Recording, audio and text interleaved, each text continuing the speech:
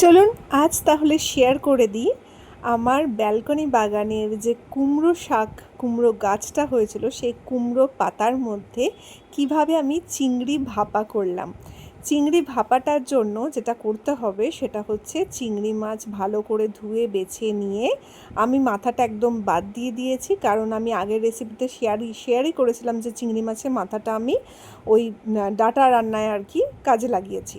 তো তার জন্য একটা বাটা মশলা করে নিতে হবে। সেটার মধ্যে দিতে হবে হচ্ছে একটু সাদা সর্ষে, একটু কালো সর্ষে, আর হচ্ছে আমার কাছে যেহেতু নারকোল বা নারকোলের দুধ ছিল না ওই দিনকে, তার জন্য আমি এই পেস্টটার মধ্যে অ্যাড করেছি সামান্য একটুখানি গুঁড়ো দুধ।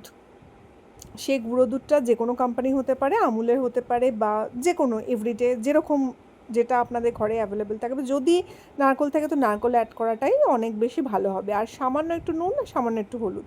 দেখুন আমার মেয়ে আমাকে ভিডিও করে দিচ্ছে। ও বাড়িতে থাকলে না আমার যে কী সুবিধা হয়, মানে আমি প্রত্যেকটা কাজের মাঝখানে মাম্মা এটা একটু করে দিবি বাবা, মাম্মা এটা একটু করে দিবি, ওটা একটু করে দিবি, হাতে হাতে এগিয়ে দেওয়া, ভিডিও করে দেওয়া, আমার কোনো টেনশানই থাকে না। ও এত হেল্প করে দেয় আমাকে।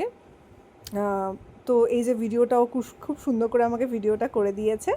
আমি যেহেতু এক হাতে ভিডিও করা সম্ভব নয়, অনেক সময় স্ট্যান্ডে দাঁড় করিয়েও সম্ভব হয় না ভিডিওটা করা, তো তার জন্যই এবার অনেকটাই ছোট জায়গা, আমার স্পেসটা ভীষণই ছোট, সেখানটায় না অনেক সময় স্ট্যান্ডে দাঁড় করিয়ে না এই ছোট ছোট ভিডিওগুলো করা যায় না। আর এক হাতে ধরে আরেক হাত দিয়ে করবো কী করে, যেহেতু এখানে দুটো হাতেরই ইউজ আছে। এই যে ফোল্ডটা যে আমি করেছি দেখুন, দুটো করে পাতা ইউজ করেছি, আর দুটো করে পাতা আমি কিভাবে ফোল্ড করলাম সেটা কিন্তু আমি খুব ইজি ওয়েতে আর কি দেখালাম। এই দেখুন ও এক হাতে ভিডিও করছে, আবার আরেক হাত দিয়ে আমাকে সুতোটা কেটেও দিচ্ছে, মানে কতটা ও হেল্পফুল ভাবুন তো। বাড়িতে এরকম একটা মেয়ে থাকলে মায়েদের আর কি চিন্তা বলুন। এরকম যদি একটা ভালো মেয়ে থাকে যে হাতে এত হেল্প করে দেবে মায়ের, সেই রকম মেয়ে থাকলে আর কোনো চিন্তাই থাকে না মায়েদের। যাই হোক, এইভাবে সুন্দর করে মানে সুন্দর করে প্যাঁচ দিয়ে নিয়েছি যাতে কোনোভাবেই খুলে না যায়। আর খেতে জানেন এত অপূর্ব হয়েছিল। আমি কিন্তু এই ভাজা ভাজা যেই হয়ে গেছে তারপরে যখন নামিয়েছি, নামানোর সময় আমি পুরো সুতোগুলোকে কেটে খুলে নিয়ে তারপরে আমি সাজিয়ে রেখেছিলাম। পুরো একদম পাতাটা মেখে খেয়েছি, এত অপূর্ব হয়েছিল খেতে কি বলবো। আর এই রেসিপিটা আপনাদের কেমন লাগলো আমাকে কিন্তু জানাতে ভুলবেন না। আর কখনো যদি বাড়িতে করেন তাহলে আমাকে অবশ্যই কিন্তু মানে ফটো বা ভিডিও শেয়ার করবেন, খুব ভালো লাগবে আমার।